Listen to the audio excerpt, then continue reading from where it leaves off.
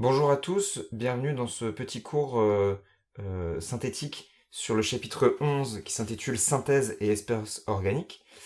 L'intérêt de cette petite vidéo est de vous faire un petit peu un condensé du cours. Vous avez vu qu'il est relativement long. L'intérêt ici, ça va être de faire une carte mentale avec vous pour que justement on puisse en retirer les fondamentaux et ce qu'il faut impérativement connaître et reconnaître pour ce chapitre-là. Ça ne fera pas l'impasse sur les exercices qui seront corrigés, ça ne fera pas l'impasse sur les activités à faire, mais ça vous permettra de visualiser ce qu'il faut retenir de ce gros chapitre de chimie en première spé physique. Donc, synthèse et espèces organiques. On va commencer par déjà définir finalement ce que c'est une espèce organique. Ça va être tout ce qui va être à base d'oxygène, de carbone, d'azote, de chlore, etc., etc., etc. D'accord ? C'est ça qui va nous permettre d'avoir principalement notre espèce organique. Ça va être l'oxygène, le carbone et bien évidemment l'hydrogène qui est, vous le savez, en grande quantité dans l'univers. Donc ces espèces organiques, elles vont pouvoir avoir des groupes caractéristiques, qui sont finalement des groupements d'atomes, qui vont nous permettre d'avoir des propriétés chimiques particulières. Les molécules qui ont le même groupe caractéristique font partie de ce qu'on appelle une famille chimique. Alors sommairement, les voilà, vous les avez dans le cours. On va avoir la fonction alcool, la famille alcool dont le groupe caractéristique est celui de l'hydroxyle. Et pour l'aldéhyde et l'acétone, vous voyez qu'on a un seul même groupe caractéristique qui s'appelle des carbonyles. À ne pas confondre avec les carboxyles, attention, N pour aldéhyde et cétone, et X pour carboxylique. Vous voyez que notre groupe caractéristique dans notre molécule, il va être différent. Pour l'alcool, on va juste avoir une ramification OH, alors que pour l'aldéhyde et l'acétone, on a une double liaison O. La seule différence est que l'aldéhyde est en fin de chaîne et l'acétone dans la chaîne. Et l'acide carboxylique a forcément en fin de chaîne une double liaison O et OH, qui est finalement un peu un mix des deux. J'attire votre attention sur le fait que si je les ai classés de alcool à acide carboxylique, c'est qu'il y a une raison.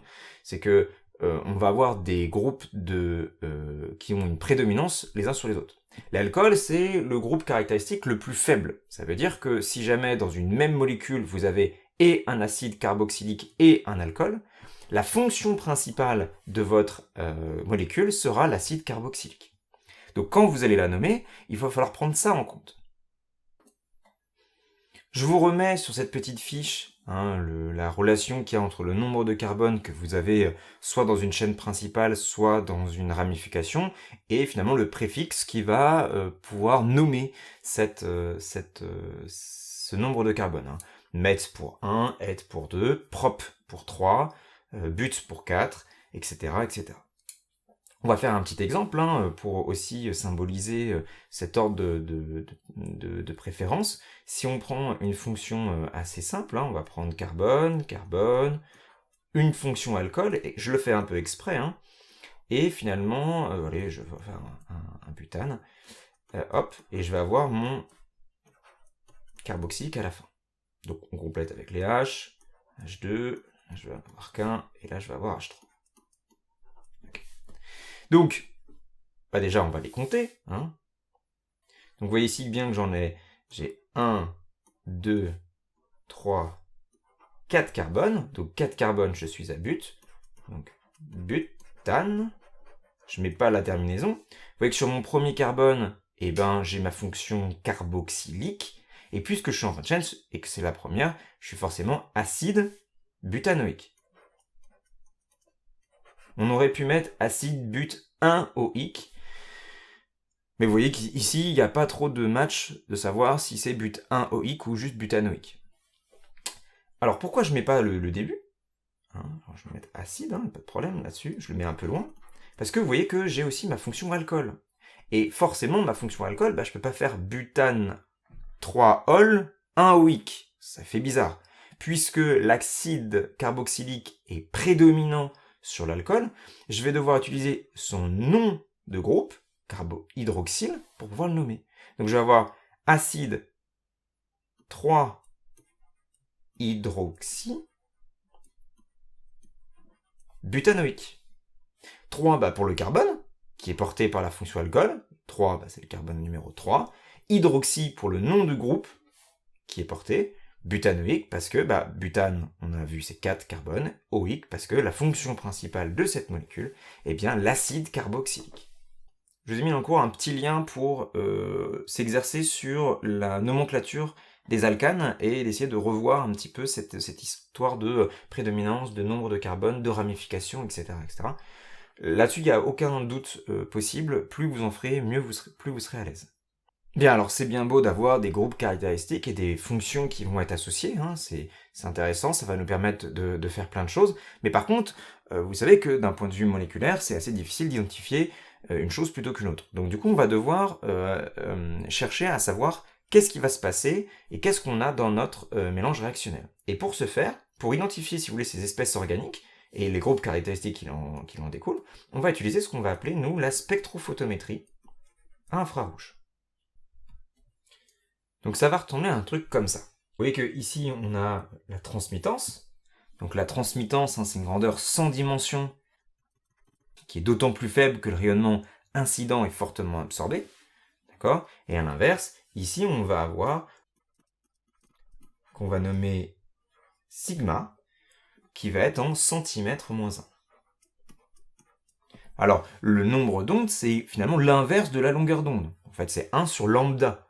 D'accord ? On va émettre un certain rayonnement avec une certaine longueur d'onde, lambda, et on va finalement prendre en abscisse le nombre d'ondes en centimètres moins 1. Évidemment, ces creux-là, nous, on va les appeler des bandes, ça va nous intéresser, et c'est ce qui va correspondre à finalement certaines valeurs, certaines liaisons, soit d'un alcool, soit d'un acide carboxylique, soit juste une liaison OH, soit une double liaison. Et l'intérêt, ça va être d'avoir finalement la banque de données, les tables de données qui vont nous faire référence jusqu'à notre spectrophotométrie à infrarouge pour pouvoir faire la liaison entre telle spectrophotométrie correspond à telle molécule. Et donc du coup, dans notre synthèse, hein, parce que c'est ça l'objectif de notre synthèse, on va pouvoir savoir si oui ou non on a bien l'espèce qu'on cherche ou alors pas du tout. Maintenant qu'on a pu nommer nos espèces organiques, qu'on a pu connaître leur groupe caractéristique et qu'on peut, avec la spectrophotométrie infrarouge, savoir si oui ou non on a telle ou telle molécule, il faut peut-être savoir finalement comment est-ce qu'on va pouvoir transformer nos réactifs. Donc une synthèse en chimie organique, on va souvent utiliser ce qu'on va appeler finalement le montage à reflux.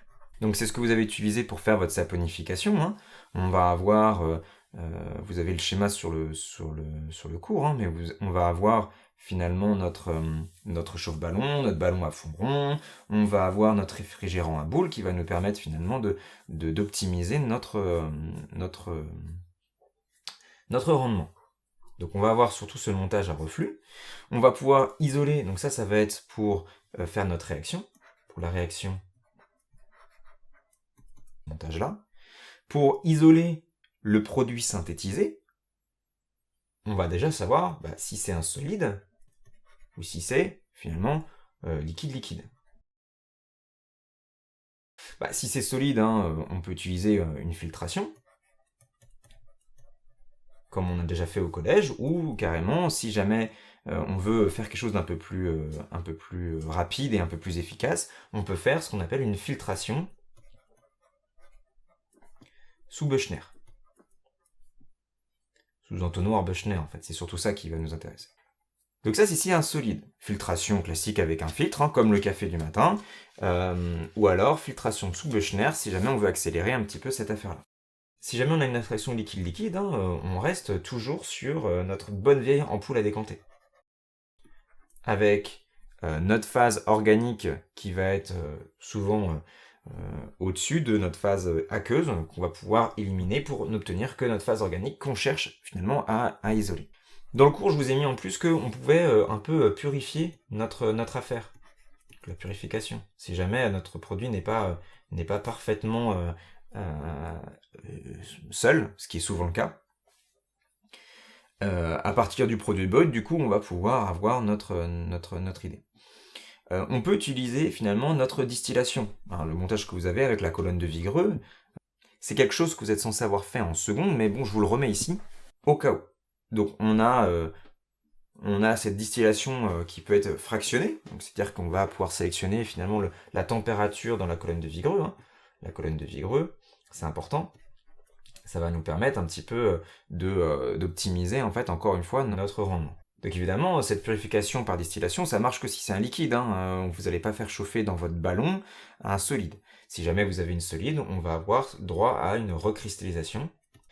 Et pour une fois, on va pouvoir utiliser correctement nos cristallisoires. Ça sert à ça, c'est-à-dire que vous allez plonger votre mélange réactionnel dans un bain de glace, et l'intérêt c'est de figer votre réaction, et finalement, puisque les espèces organiques n'ont pas la même température de solidification, eh bien, vous allez pouvoir récupérer plus facilement un des deux qui vous intéresse. Une fois que vous avez fait toutes ces étapes, donc la réaction, l'isolation, la purification si nécessaire, eh bien, encore une fois, il faut identifier. Alors, on a déjà vu une identification avec la spectro-infrarouge, mais on peut en voir d'autres. Pour ça, j'ai laissé un peu de place. Il y en a d'autres qui peuvent être intéressantes, parce que la spectrophotométrie, vous imaginez bien que c'est un peu cher, qu'on n'a pas forcément ça au lycée, voire même on l'a pas du tout. Donc, on a des choses qui peuvent être un peu plus simples. Des choses que vous avez normalement déjà dû faire. La chromatographie sur couche mince, on l'appelle autrement la CCM. La CCM, c'est notre chromatographie sur couche mince. Vous vous rappelez le principe, c'est vous mettez sur une petite feuille de papier plusieurs gouttes un peu espacées sur une même ligne, plusieurs gouttes du produit que vous cherchez à identifier, du produit que vous avez obtenu à travers vos différentes étapes de synthèse, et puis autre chose qui vous intéresse. Et l'intérêt, c'est que par capillarité, votre chromatographie, le liquide, l'éluant va remonter sur votre papier, et il va être déposé à différents endroits, et donc du coup, vous allez pouvoir identifier si, dans votre synthèse, vous avez que le mélange qui vous intéresse, que le produit qui vous intéresse, ou si vous avez plutôt un mélange de choses qui ne vous intéressent pas. Donc ça, c'est le truc vraiment le plus simple et le plus rapide et le moins cher, hein, vous imaginez bien, c'est de l'éluant, un petit peu d'eau, et puis des cure-dents pour tenir l'affaire. Donc c'est quand même pas très cher. Un truc qui est un peu plus cher, c'est ce qu'on va appeler nous le Bandt-Kofler. Le Bandt-Kofler, lui, il va mesurer finalement la température de fusion des éléments. C'est-à-dire que on va pouvoir disposer notre matière organique à différents endroits.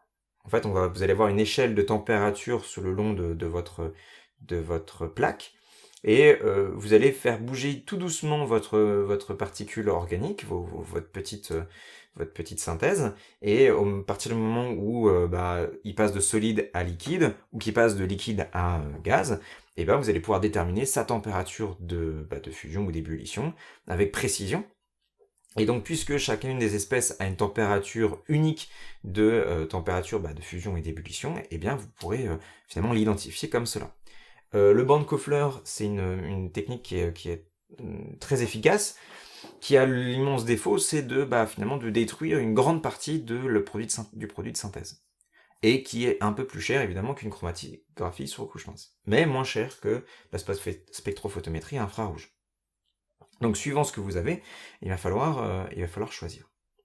Une fois que vous avez identifié finalement votre produit synthétisé, on va pouvoir finalement savoir si votre synthèse, en tout et pour tout, est intéressante. Donc c'est mon dernier point, ça va être le point sur le rendement. Donc, notre rendement, il va être important. Hein. On va utiliser la petite clé de Grette, là, état. Donc, la quantité qu'on a obtenue, expérimentalement. Hein.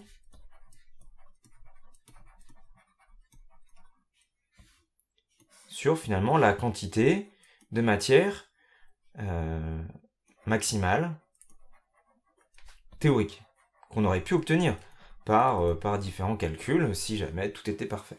Donc le rendement, hein, comme d'habitude, il est toujours compris entre 0 et 1. Pour avoir un pourcentage, il faut juste multiplier par 100. Forcément, vous avez maximum 100 parce que vous ne pouvez pas obtenir plus que ce que la théorie vous permet. hein, forcément, vous ne créez pas de matière, on se rappelle, hein, et donc du coup, forcément, votre rendement, comme tous les autres rendements en physique, en chimie ou autre, sont forcément compris entre 0 et 1. Donc avec tout ça, finalement, on va pouvoir faire plein de choses, de la synthèse des espèces organiques, hein, c'est une énorme matière en cycle supérieur. Donc, identifier, on se rappelle, hein, les étapes, c'est un peu ça. D'abord, il faut savoir finalement identifier les espèces organiques que vous avez à travers les groupes caractéristiques. Il faut pouvoir la nommer, votre molécule, hein, ça c'est très important. C'est souvent une des premières questions qu'on vous donne. Dans la logique, hein, pour votre synthèse, il faut d'abord faire votre montage, savoir comment vous allez l'isoler et comment vous allez la purifier, et finalement, comment après, hein, tout ça c'est un peu la même chose, ça va être notre numéro 6, comment est-ce que vous allez l'identifier. Finalement, tout ça c'est notre identification, le point 6. Et pour finir, ce qui va intéresser les non-scientifiques, hein, ce qui va intéresser les industriels, ce qui va intéresser finalement les investisseurs, ça va être votre rendement, le numéro 7, qu'il va falloir donner à la fin si en gros votre mécanisme chimique est intéressant ou pas vis-à-vis de votre expérimentation. Voilà, à présent, cette petite carte mentale un petit peu disparate est terminée. Dans le PDF que vous avez sur le cours, il y a pas mal de liens extérieurs pour s'entraîner sur ces différentes étapes. Je vous renvoie aussi au QCM que j'ai fait sur le site et sur l'exercice corrigé qui est aussi sur mon site. Avec tout ça, je pense que vous allez vous tenir bien occupé ce week-end. Bon courage et à bientôt.